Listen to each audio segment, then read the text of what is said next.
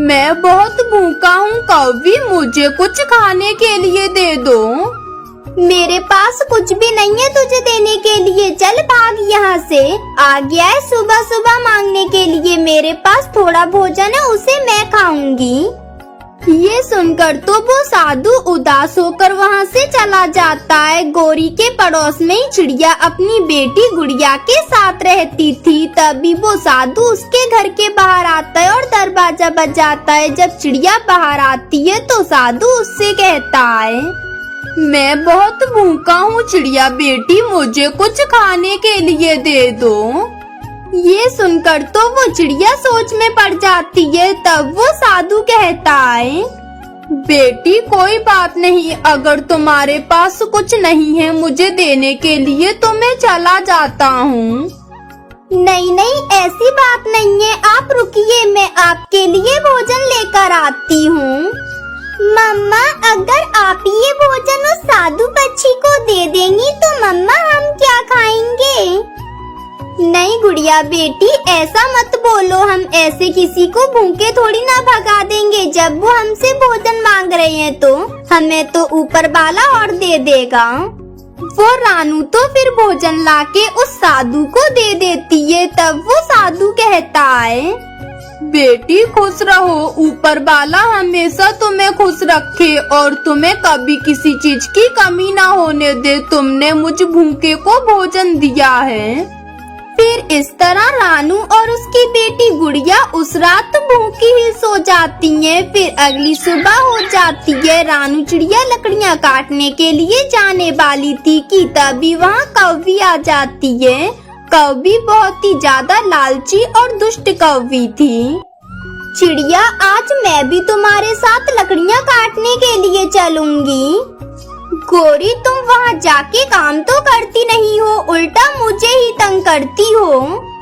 नहीं चिड़िया, मैं काम करूँगी, मैंने अब सोच लिया है, क्योंकि कालू तो कोई काम नहीं करता, इसलिए अब मैं ही मेहनत करूँगी और जंगल की सबसे अमीर कौवी बनूंगी। वो गोरी तो फिर रानू के साथ जंगल की तरफ जाती है। जंगल में पहुँचते ही गोरी को तो नींद आने लगती है और वो कहती है, चिड़िया बहन, मुझे तो नींद आ रही है, तुम ऐसा करो, तुम लकड़ियाँ काट लो, जब कट जाए तो मुझे बता देना, मैं इकट्ठी करने आ जाऊंगी। गोरी, मैंने कहा था ना तुमसे कि तुम भी कालू की तरह आलसी और निकम्मी हो, मुझे पता था तुमसे कुछ नहीं होगा। फिर वो गोरी तो वहीं सो जाती है और चिड़िया तो अपने काम में लग जाती है। वो तो लकड़ियाँ काट रही थी। तभी वहाँ से वही साधु गुजरता है। जब वो चिड़िया को देखता है तो उसके पास आकर कहता है, चिड़िया बेटी, तुमने कल मेरी मदद की, इसलिए आज मैं भी तुम्हारी मदद करने आया हूँ। मैं तुम्हारी मदद करना चाहता हूँ। लेकिन वो कैसे साधु जी, आप मेरी मदद कैसे कर सकते हो? मैं कर सकता हूँ बेटी, वो देखो सामने एक बड़े पेड़ के पास फलों का एक पेड़ है ना, तुम उस पेड़ से एक फल ले सकती हो। वो फल तुम्हारी बहुत मदद करेगा, तुम्हें किसी चीज की कमी नहीं होने देगा। ये कहकर वो साधु वहाँ से चला जाता है। उसके जाने के बाद चिड़िया तो उस पेड़ की तरफ आती है। जब वो वहाँ उस पेड़ के पास आ जाती है तो देखती है कि उस पेड़ पर तो सोने के सेब लगे थे। रानू तो सोने के सेब देखकर हैरान हो जाती है। ये तो सच में एक सोने के आम का पेड़ है, सच में साधु बाबा ने मेरी मदद की है।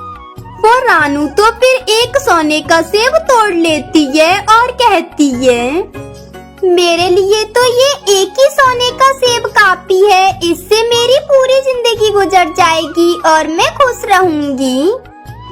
वो रानू तो फिर एक सेब लेकर वहाँ से गोरी की तरफ आती है तो गोरी अभी तक सो रही थी। तब रानू तो उसे आवाज लगाकर उठाती है, गोरी गोरी उठो, देखो मुझे सोने का सेब मिला है, जाओ तुम भी उस पेड़ से एक सोने का सेब तोड़ लो। ये सुनकर तो गोरी तुरंत उठ जाती है। चिड़िया चिड़िया, कहाँ है सोने के सेब? गोरी बहन, वहाँ सामने है इस सोने के सेब का पेड़, तुम जाके एक सेब ले लो वहाँ चिड़िया तो फिर वहाँ से चली जाती है और गोरी तो उस पेड़ के पास आती है। जब वो वहाँ आती है तो इतने सारे सोने के सेब देखकर खुश हो जाती है। अरे वाह, यहाँ पे तो बहुत सारे सोने के सेब हैं। अब तो मैं पक्का अमीर हो जाऊंगी। अब मैं जाती हूँ जल्दी से घर पे और टोकरी लेकर आऊंगी और कालू को भी साथ लेकर, फिर यहाँ से ये सारे सेब लेकर जाऊंगी। वो गोरी कौवी तो खुशी खुशी घर आती है और कालू से कहती है, मेरे पति कालू उठो उठो जल्दी से और टोकरी लो और चलो मेरे साथ। गोरी गोरी क्या हुआ है, तुम ऐसे क्यों बोल रही हो? वो गोरी तो फिर कालू को सारी बात बताती है। तब कालू कहता है, गोरी गोरी चलो फिर जल्दी, कहीं ऐसा ना हो कि कोई और पक्षी आकर उन सारे सेबों को ले जाए। जल्दी चलो गोरी, हम लेकर आते हैं। वो दोनों तो फिर जल्दी से टोकरी लेकर उस पेड़ की तरफ जाते हैं। तभी रास्ते में उन्हें वही साधु पक्षी मिलता है और वो कहता है, ये लो कौवी, तुम ये सोने का सेब ले जाओ। ये लो, मैंने भी तुम्हारी इच्छा पूरी कर दी। चल चल तू हट यहाँ से, मैं तो उस सोने के सेब के पेड़ से ही जाकर सेब लूंगी और वो भी सारे सेब लेकर आऊंगी। साधु जी, तुम अपना ये सेब किसी और पक्षी को दे देना। वो दोनों कौवा कौवी तो सीधे उस सेब के पेड़ के पास जाते हैं और वहाँ जाकर वो सारे सोने के सेब अपनी टोकरी में तोड़कर रख लेते हैं और फिर पूरी टोकरी लेकर घर आ जाते हैं। तब गोरी कहती है, चलो कालू जी, अब मैं ये सेब गिन लेती हूँ कि कितने सोने के सेब हैं। ये कहकर गोरी जैसे ही उस कपड़े को टोकरी से हटाती है तो उस टोकरी में तो सारे सेब सड़े गले हुए भरे थे और एक भी सोने का सेब नहीं था। वो सब तो खराब हो चुके थे। ये देखकर वो दोनों तो रोने लग जाते हैं। ये क्या हो गया कालू जी, ये सब कैसे हुआ? मेरे ये सारे सेब ऐसे सड़े गले सेबों में कैसे बदल गए? गोरी गोरी, ये सब कुछ हमारे लालच की वजह से हुआ है। गोरी, अब जल्दी करो, जल्दी से चलो यहाँ से। हम उस साधु से उस सोने के सेब को ले लेते हैं। वो दोनों कौवा कौवी तो फिर पूरे जंगल में उस साधु को ढूंढते हैं, लेकिन उन्हें तो वो साधु कहीं भी नहीं मिलता। फिर इस तरह वो दोनों कौवे अपने लालच की वजह से सब कुछ खो देते हैं और फिर थक हार कर घर लौटते हैं। देखो रानू, मेरी बात ध्यान से सुनो। इस अंडे में से बेटा निकलना चाहिए, बेटी नहीं, क्योंकि अगर इस अंडे में से बेटी निकली तो मैं उसे जान से मार दूंगा, क्योंकि मुझे बेटियां बिल्कुल भी पसंद नहीं है। ये बात तुम्हें भी पता है। देखिए आकाश जी, आप ऐसा मत कहिए। अरे बेटियां तो घर की लक्ष्मी होती हैं। देखिए रानू, मैंने जो कह दिया वो कह दिया, मुझे सिर्फ बेटा ही चाहिए। वो दोनों ऐसे बात कर रहे थे कि तभी अंडा फूट जाता है और उसमें से एक बेटी निकलती है। ये देखकर आकाश तो गुस्से से भर जाता और कहता है, रानू, मैंने तुमसे कहा था ना कि मुझे बेटा चाहिए, मुझे बेटी नहीं चाहिए। फिर भी इस अंडे में से बेटी ही निकली है। अब मैं इसकी जान ले लूंगा। ये आप क्या बोल रहे हो आकाश जी? आप ऐसा मत कीजिए। भला कोई पिता अपनी बेटी की जान कैसे ले सकता है? आप अपनी बेटी को मत मारिए, भले इसके बदले मुझे मार दीजिए। वो आकाश तो रानू की कोई बात नहीं सुनता और अपनी बेटी में चोंच मार मार कर उसे मार देता है और फिर उसे जंगल में फेंक देता है। वहीं रानू कहती है, हे ऊपर वाले, अपनी बेटी को मरते हुए देखने से तो अच्छा था कि तुम मुझे ही मार देते। कम से कम मैं अपनी बेटी को इस हालत में तो नहीं देख पाती। इसी तरह कुछ समय बीत जाता है और रानू चिड़िया 2 बेटियों को फिर से जन्म देती है। तो वो तो बहुत ज्यादा डर जाती है, क्योंकि उसे तो अपने पति का डर सताने लगता है। हे भगवान, ये क्या हो गया? मैंने फिर से 2 बेटियों को जन्म दिया है। अगर इनके बारे में आकाश जी को पता चल गया तो वो तो इन्हें भी मार देंगे, लेकिन मैं ऐसा होने नहीं दूंगी। मैं अपनी फूल सी बच्चियों को मरते हुए नहीं देख सकती, मुझे कुछ तो करना होगा। रानू ऐसे थोड़ी देर सोचती है और फिर अपनी दोनों बेटियों को लेकर घर से निकल जाती है। वो अपनी बेटियों को एक सुरक्षित जगह पर छिपाकर वहाँ से जाने लगती है। तब उसकी छोटी बेटी कहती है, मम्मा मम्मा आप हमें छोड़कर कहाँ जा रही हैं? मम्मा हम आपके बिना कैसे रहेंगे? अभी तो हम बहुत छोटे हैं, हमारा ध्यान कौन रखेगा? मेरी प्यारी बेटियों, अगर मैं तुम दोनों को यहाँ छोड़कर नहीं जाऊंगी तो तुम्हारे पापा तुम्हें मार देंगे। इसलिए मैं तुम्हें यहाँ छोड़कर जा रही हूँ, क्योंकि अगर तुम घर में रहेंगी तो वो तुम्हें जिंदा नहीं छोड़ेंगे और मैं तुम्हें मरते हुए नहीं देख सकती। तुम दोनों यहीं रहना और यहाँ से कहीं मत जाना। मैं तुमसे मिलने के लिए आया करूँगी और तुम्हारे लिए भोजन भी लाया करूँगी। हाँ तो फिर ठीक है मम्मा, आप जाओ, लेकिन हमसे मिलने आती रहना। इसी तरह रानू अपने घर आ जाती है और जब उसका पति आकाश सो जाता तो रानू रोजाना छिप छिप कर अपनी बेटियों से मिलने आती। एक दिन आकाश कहता है, ये रानू चिड़िया मुझसे छिपकर कहाँ जाती है? जरूर कुछ तो बात है। ये आजकल मुझ पर बहुत कम ध्यान दे रही है। मुझे पता करना होगा। आज मैं इसका पीछा करता हूँ। वो आकाश तो रानू का पीछा करता है और वो उसका पीछा करते हुए वहाँ आ जाता है जहाँ रानू अपनी दोनों बेटियों को भोजन खिला रही थी। वो तीनों तो आकाश को वहाँ देखकर डर जाती हैं। रानू मेरे साथ इतना बड़ा धोखा! अरे मेरी ये दो बेटियां हैं और तूने इस बात की मुझे खबर भी नहीं लगने दी। अब देख मैं इन दोनों को बेचकर पैसा बनाऊंगा, पैसा।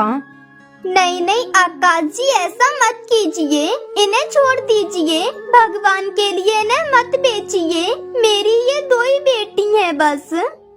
रानू तूने इन्हें धोखे से पाला है ना, अब देख मैं तुझे नहीं छोड़ूंगा।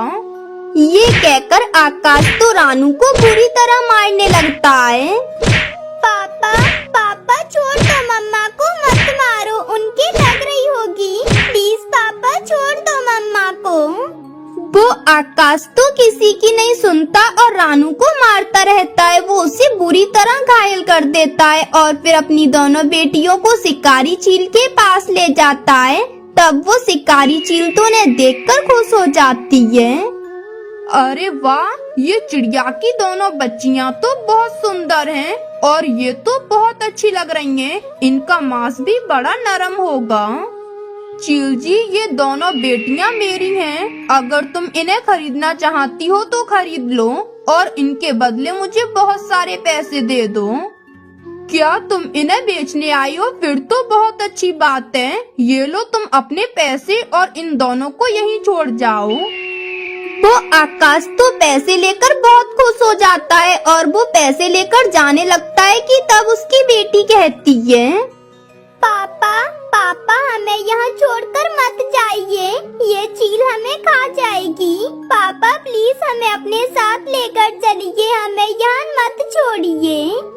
वो आकाश तो अपनी बेटियों की एक नहीं सुनता और पैसे लेकर वहाँ से चला जाता है। तभी रास्ते में एक बदमाश कौवा उसे रोक लेता है और वो उसे चाकू दिखाते हुए कहता है, ओए चिड़े, चल जल्दी से, तेरे पास जितने भी पैसे हैं सब दे दे, नहीं तो इस चाकू से तेरा गला काट दूंगा।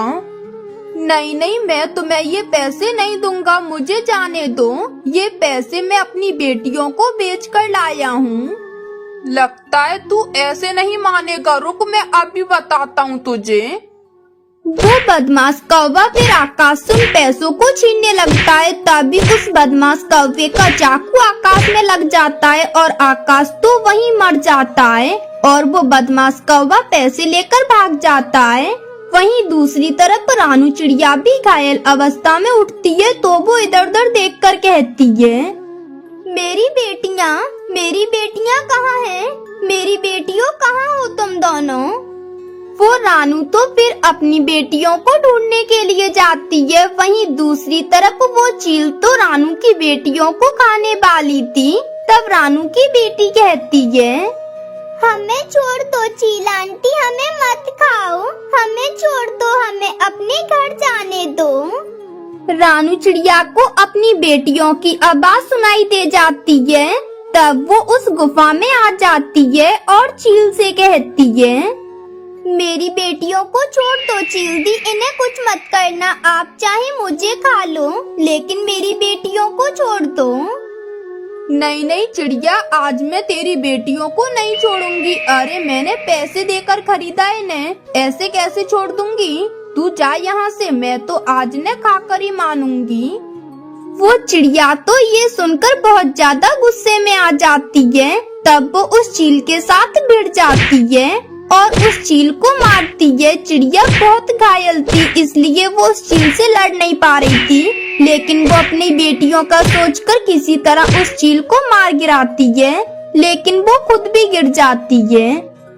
मेरी बेटियों, तुम दोनों घर जाओ और दोनों बहनें मिलकर रहना। बेटियों, हमारा तुम्हारा साथ यहीं तक था, अब मैं नहीं बच पाऊंगी, तुम दोनों घर जाओ। नहीं मम्मा नहीं, हम आपके बिना नहीं रह पाएंगे, आपको कुछ नहीं होगा, आप चलो हमारे साथ। वो रानू तो अपनी बेटियों की बात नहीं सुन पाती और वो तो मर जाती है। फिर रानू की दोनों बेटियां घर आ जाती हैं और वो दोनों खुशी खुशी रहने लगती हैं। क्या हुआ, आप क्यों रो रहे हो और आपकी मम्मा कहाँ है? आप किसके बच्चे हो? मैं अपनी मम्मा का बच्चा हूँ और मुझे बहुत जोरों से भूख लगी है, मैं इसलिए रो रहा हूँ। एक बार एक जंगल में एक लोमड़ी नई नई रहने के लिए आई थी, इसलिए वो जंगल में अपने नए घर की तलाश कर रही थी। उस लोमड़ी के 3 बच्चे थे, उनमें से उसका एक बच्चा तो बहुत ज्यादा आलसी था। तब वही वो आलसी वाला बच्चा कहता है, मम्मा मम्मा अब तो मैं बहुत ज्यादा थक गया हूँ, तो मम्मा क्या हम थोड़ी देर के लिए यहाँ बैठकर आराम कर सकते हैं? मम्मा देखो ना, ये पेड़ कितना अच्छा है, हम इसकी छांव में बैठकर थोड़ी देर आराम कर लेते हैं, फिर चलेंगे। मम्मा प्लीज आराम कर लें। नहीं नहीं मेरे प्यारे बेटे, अभी हम आराम नहीं कर सकते हैं, क्योंकि हमारे पास समय नहीं है। हमें ना रात होने से पहले पहले अपना घर खोज करना है, ताकि हम वहाँ सुरक्षित रह सकें। अगर हमें घर नहीं मिला तो शेर और चील जैसे खूंखार पक्षी हमारी जान ले लेंगे, इसलिए अभी तुम चलो। ये कहकर वो मम्मा लोमड़ी तो अपने बच्चों को लेकर आगे आगे चलने लगती है, लेकिन वो छोटा बच्चा तो बच्चा ही होता है, अब उसे इतना दिमाग नहीं था। वो अपने छोटे से दिमाग का इस्तेमाल करता और सोचता है, मैं क्यों ना यहीं पर सो जाऊं? मम्मा तो मेरी ढूंढते ढूंढते मुझे यहाँ तक आई जाएंगी। जैसे पिछली बार मैं सो गया तो मम्मा मुझे ढूंढने आ गई थी और फिर वो मुझे अपने साथ ले गई थी। ऐसे ही मैं इस बार सो जाता हूँ और सुबह तक मम्मा यहाँ आकर मुझे यहाँ से ले जाएंगी। वो लोमड़ी का बच्चा तो ऐसे कहकर वहीं सो जाता है और वो मम्मा लोमड़ी तो बहुत आगे निकल जाती है। उसे तो पता ही नहीं था कि उसका एक बच्चा तो वहीं सो गया है। वो तो बस इस चिंता में थी कि जल्दी से उसे रात होने से पहले पहले सुरक्षित घर मिल जाए। फिर वो थोड़ा आगे जाती है तो वहाँ उसे एक खाली गुफा मिल जाती है। तब वो अपने बच्चों से कहती है, मेरे प्यारे बच्चों, तुम यहीं रहना, मैं अंदर जाकर देख कर आती हूँ कि इस गुफा में कोई है तो नहीं, खाली तो है ना? अगर ये खाली होगी तो हम इसी में रह लेंगे। ये कहकर वो मम्मा लोमड़ी तो उस गुफा के अंदर जाती है। जब वो अंदर जाती है तो देखती है कि उस गुफा में तो कोई भी नहीं था, वो गुफा तो पूरी खाली थी। लगता है ये गुफा तो पूरी खाली है, यहाँ कोई नहीं रहता है, तो फिर मैं तो यहाँ अपने बच्चों के साथ आराम से रह सकती हूँ।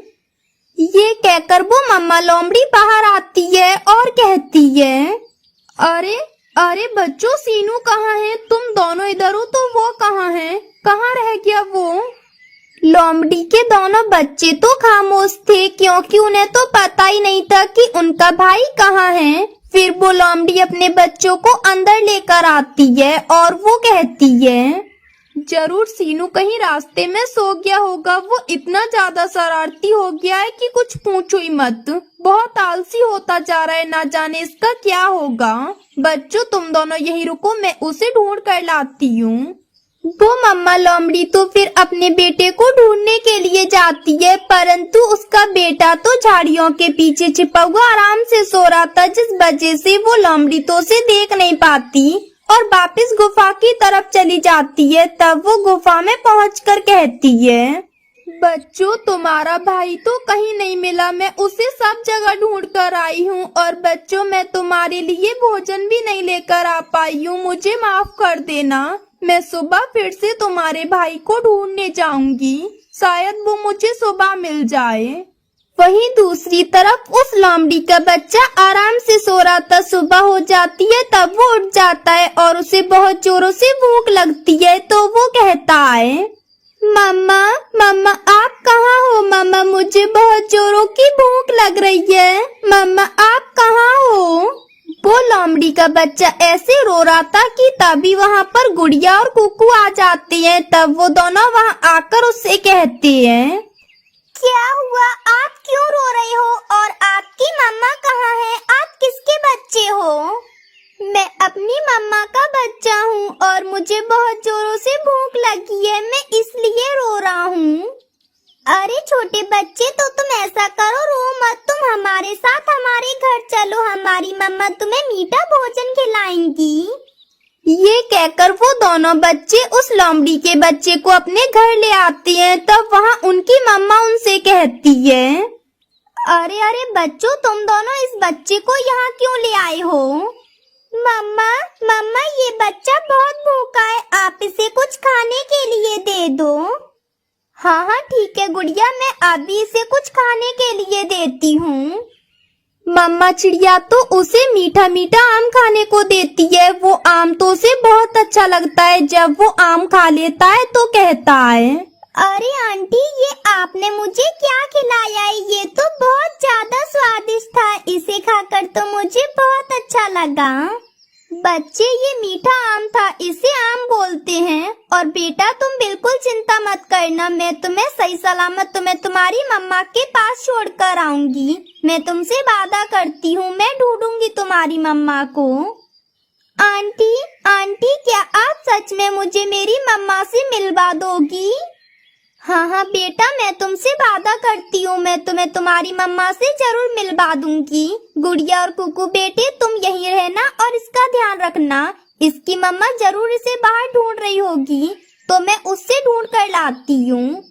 ये कहकर रानू चिड़िया तो उसकी मम्मा को ढूंढने के लिए निकल जाती है। वो काफी देर तक उसे ढूंढती है, तब उसे फिर लोमड़ी मिल जाती है। तब वो एक पेड़ पर जाकर बैठती है और उससे कहती है, क्या हुआ लोमड़ी जी, आप कैसे ढूंढ रही हो? क्या आपका कोई बच्चा खो गया है?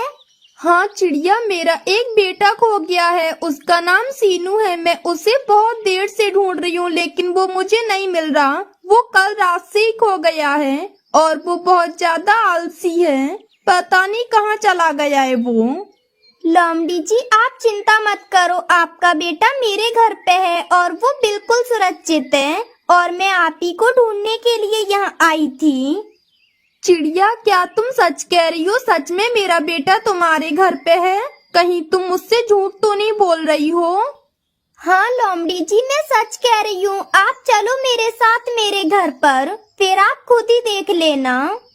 वो लोमड़ी तो फिर चिड़िया को अपनी पीठ पर बिठालती है और उसके घर आती है। जब लोमड़ी उसके घर आती है तो वो वहाँ आकर अपने बेटे को देखती है तो खुश हो जाती है। उसका बेटा भी उसे देखकर दौड़कर उसके पास आता है और कहता है, मम्मा मम्मा मुझे माफ कर दो, मैं आज के बाद ऐसा कभी नहीं करूँगा। मैं आपकी बात मानूंगा और आपके साथ साथ ही चले करूँगा।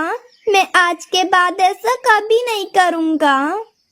चिड़िया, तुम्हारा बहुत बहुत धन्यवाद जो तुमने मेरे बेटे को अपने पास रखा और उसे कहीं नहीं जाने दिया।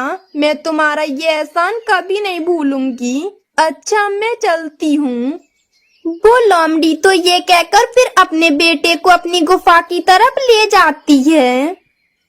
हे भगवान, हमारी तो किस्मत ही फूट गई जो हम तुझ जैसी बहू को ब्याह कर ले आए।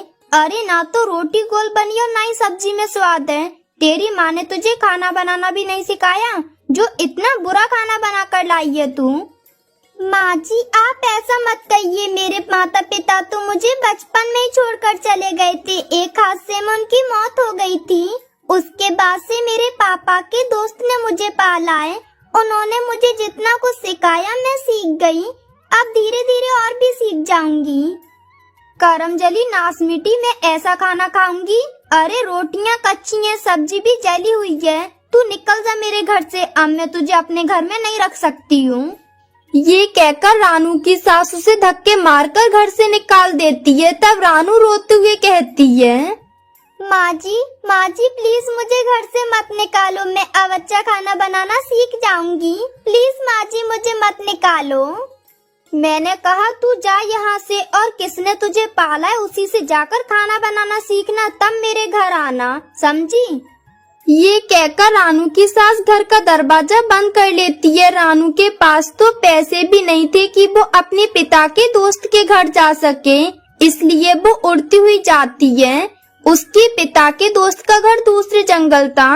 वो उड़ते उड़ते थक जाती है। तब वो आराम करने के लिए एक पेड़ के नीचे बैठ जाती है और कहती है, हे भगवान, अब मैं क्या करूँ? मुझे तो बहुत जोरों की भूख भी लगाई है। अच्छा होता कि मैं घर से कुछ खाकर आती या फिर साथ ले आती। काश मेरे पास कुछ पैसे होते तो कम से कम कुछ खरीद कर तो खा लेती। यहाँ तो आसपास कुछ भी नहीं है और अभी चाचा के घर पहुँचने में बहुत देर लगेगी। कैसे जाऊंगी मैं भूखी प्यासी?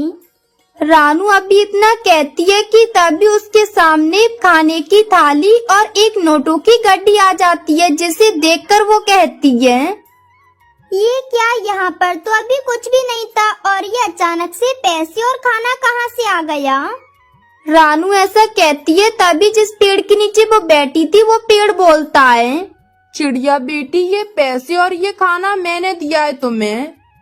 लेकिन एक पेड़ भला खाना और पैसे कैसे दे सकता है? चिड़िया बेटी, मैं एक जादुई पेड़ हूँ और मैं हर दुखी पक्षी की इच्छा को पूरी कर देता हूँ। तुमने पैसे और खाने की इच्छा जताई थी, इसलिए मैंने तुम्हें पैसे और खाना दे दिया। लेकिन चिड़िया बेटी, तुम इस जंगल में अकेली क्या कर रही हो? रानू चिड़िया पेड़ की जब ये बात सुनती है तो उसे अपनी सारी बात बताती है। तब वो पेड़ उससे कहता है, चिड़िया बेटी, तुम्हारी इस परेशानी का हल मेरे पास है। चिड़िया बेटी, मैं तुम्हें मिट्टी दूंगा, तुम उससे अपने लिए एक चूल्हा बना लेना। वो चूल्हा मेरी तरह ही जादुई होगा। उससे अपने आप ही रोटियां अच्छी बनने लगेंगी और सब्जी भी।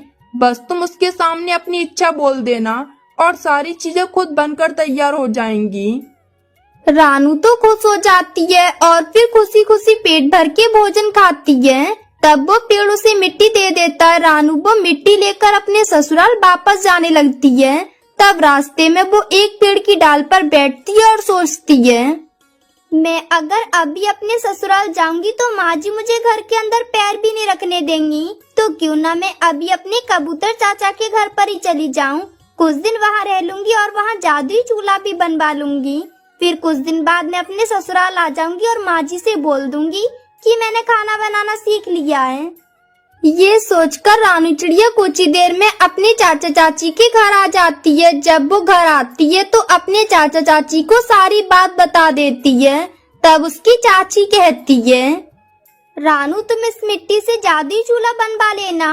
कुछ दिन हम भी इसके जादू का इस्तेमाल कर लेंगे। हाँ चाची, इस जादुई चूल्हे से आपकी गरीबी भी दूर हो जाएगी। ये कहकर रानू चिड़िया अगले दिन अपना जादुई चूल्हा बनवा लेती है। तब वो अपनी चाची से कहती है, चाची क्यों ना मैं इस जादुई चूल्हे से पैसे मांग कर देखूं? ये कहकर रानू चिड़िया अपने मन में सोचने लगती है, मेरे चाची चाचा बहुत गरीब हैं। काश इनके पास पैसे होते बहुत सारे तो इनकी गरीबी दूर हो जाती। रानू के ऐसा सोचते ही वहाँ पर पैसों का ढेर लग जाता है। इतने सारे पैसे देखकर उन दोनों के तो होश ही उड़ जाते हैं। तब उसकी चाची कहती है, रानू बेटी, इतने सारे पैसे मैं तो आज पहली बार देख रही हूँ। चाचा चाची, अब आप जल्दी अमीर हो जाओगे और आपकी सारी गरीबी दूर हो जाएगी। मैं रोजाना इस जादुई चूल्हे से आपके लिए पैसे मांगा करूँगी। उन पैसों से आप अपनी सारी जरूरतें पूरी कर लिया करना।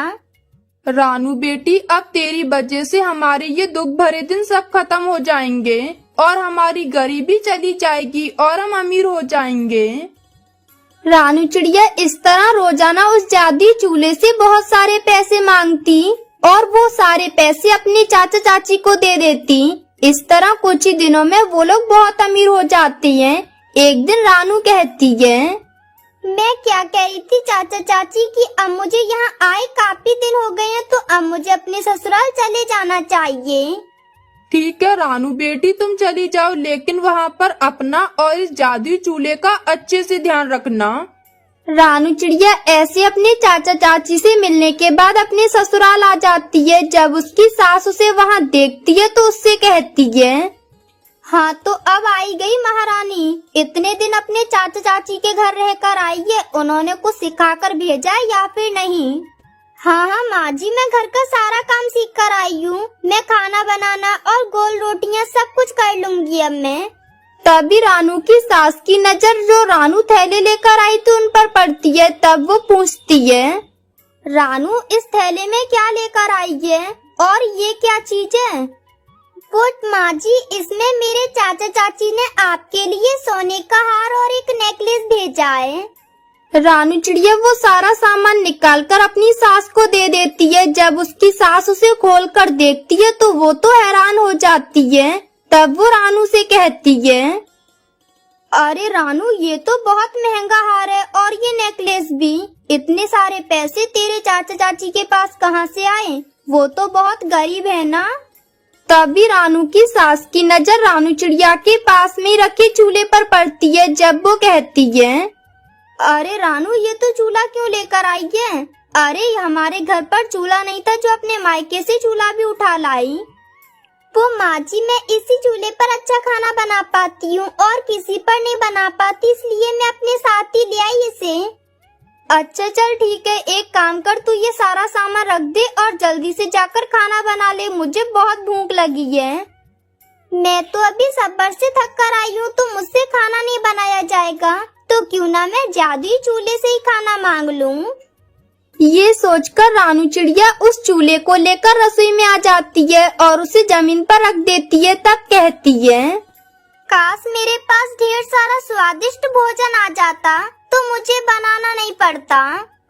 रानू के इतना बोलते ही वहाँ पर चूल्हे में आग लग जाती है और तुरंत ही सारा खाना बनकर तैयार हो जाता है। बहुत ही स्वादिष्ट खाना वहाँ जाता है। ये सब देखकर रानू चिड़िया अपनी सास के पास आकर कहती है, माँ जी, खाना बन गया है तो आप चलकर अब खा लीजिए। ये तू क्या कह रही है, खाना बन गया?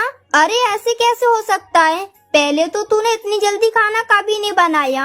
मैं अभी देख कर आती हूँ, कहीं तूने खिचड़ी पकाकर तो नहीं रख दी है। रानू की सास गुस्से में रसोई में आती है। जब देखती है तो वहाँ तो सच में बहुत सारा खाना बना हुआ रखा था। ये देखकर तो वो हैरान हो जाती है और अपनी बहू के पास आकर कहती है, रानू, इतनी जल्दी इतना सारा खाना तूने कैसे बना लिया? माँ जी, अब मैंने सारा खाना बनाना सीख लिया है, इसलिए अब मैं मिनटों में बहुत सारा खाना बनाकर रख सकती हूँ।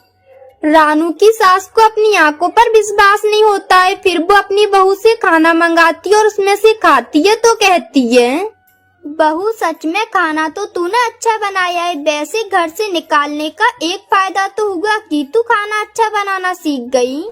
रानू जब अपनी सास की ये बात सुनती है तो अपने मन में सोचती है, माँ जी, फायदे तो मुझे बहुत हुए हैं, पर आप जाने दीजिए, आप बस आराम से खाना खाइए। रानू की सास अब रानू से बहुत खुश होती है, अच्छा खाना खाती है और उसके साथ खुशी खुशी रहने लगती है। बहू, मेरी बात ध्यान से सुन लो। अगर इस बार इस अंडे से बेटा न निकला तो मैं तुम्हें और तुम्हारी इन चारों बेटियों को, तुम सबको घर से निकाल दूंगी। माँ जी, इसमें मेरा क्या दोष है? बेटा या बेटी तो ऊपर वाले की देन है। मुझे मेरे घर का वारिस चाहिए और मुझे कुछ नहीं चाहिए। ये कहकर रानू की सास वहाँ से चली जाती है। गुड़िया अपनी दादी की सारी बातें समझ रही थी, जो रानू की बड़ी बेटी थी। तब वो गुड़िया अपनी माँ से कहती है, मम्मा मम्मा आपको पता है दादी बहुत गंदी हैं। जब आप बाहर चली जाती हो तो वो हम सबको बहुत मारती हैं। नहीं गुड़िया बेटी, ऐसा नहीं कहते, वो ठीक हो जाएंगी। वो फिर तुमसे बहुत प्यार भी किया करेंगी। अभी वो गुस्से में बोलती हैं। चिड़िया की सास वहाँ बैठी हुई थी कि तभी वहाँ गोरी कौवी आ जाती है और वो उससे कहती है, पारो बहन, सुना है कि तुम्हारी बहू ने फिर से एक अंडा दिया है। हाँ गोरी, अंडा तो दिया है, लेकिन मुझे डर है कि कहीं उस अंडे से भी बेटी न निकल आए, क्योंकि पहले 4 बेटियां हैं और उनके दहेज के लिए पैसा जोड़ते जोड़ते मेरा बेटा तो बूढ़ा पड़ जाएगा। वो सामने पेड़ पर वो पुराना घोंसला तुम्हारा ही है ना? हाँ गोरी, वो पुराना घोंसला हमारा ही है। तो तुम किसी तरह अपनी बहू को उसका अंडा लेकर वहीं पुराने घोंसले में भेज दो। अगर अंडे से बेटा निकले तो अपने पोते को और अपनी बहू को वापस ले आना, और अगर बेटी निकले तो अपनी इन 4 मनुष्य बेटियों को भी वहीं छोड़ आना। गोरी की ये बात तो रानू की सास को अच्छी लगती है और वो कहती है, हाँ मैं ऐसा ही करती हूँ और आज ही अपने बेटे से बात करती हूँ। फिर चिड़िया की सास अपने घर चली जाती है। तब गोरी कहती है, बूढ़ी चिड़िया, अब तो तुम गई काम से। फिर उसके बाद घर पहुंचकर चिड़िया की सास अपने बेटे से बात करती है, बेटा, हमारी इस घर में छाया है, इसलिए हमारी बहू के अंडों से बेटे नहीं निकलते, बेटियां निकलती हैं। माँ, क्या मतलब है आपका? मैं समझा नहीं। तुम ऐसा करो, जब तक अंडे से बच्चा बाहर नहीं आ जाता तब तक तुम बहू को और उसके अंडे को पुराने वाले घोंसले में छोड़ आओ। रानू चिड़िया वहीं पास में बैठी ये सब सुन रही थी। नहीं नहीं सासू माँ, मैं अपनी बेटियों के बिना नहीं रह सकती। चुप रानू, बिल्कुल चुप। मुझे पोता लेने के लिए चाहे कुछ भी करना पड़े, मैं वो सब करूँगी। रानू माँ एकदम ठीक कहती हैं। और वैसे भी वो घोंसला तो हमारा ही है ना, वो किसी और का थोड़ी ना है। तो तुम अपने घोंसले में जाकर रह सकती हो। ये सब सुनकर वो रानू चिड़िया मान जाती है और वो कहती है, ठीक है, अगर आप दोनों की खुशी इसी में है कि मैं अपने अंडे के साथ वहाँ रहूँ तो आप मुझे छोड़ आओ, मैं वहाँ रहने के लिए तैयार हूँ। मम्मा मम्मा, मैं भी आपके साथ वहाँ जाऊंगी, क्योंकि मम्मा मुझे आपके बिना नींद नहीं आएगी, मैं आपके बिना यहाँ पर नहीं रह पाऊंगी।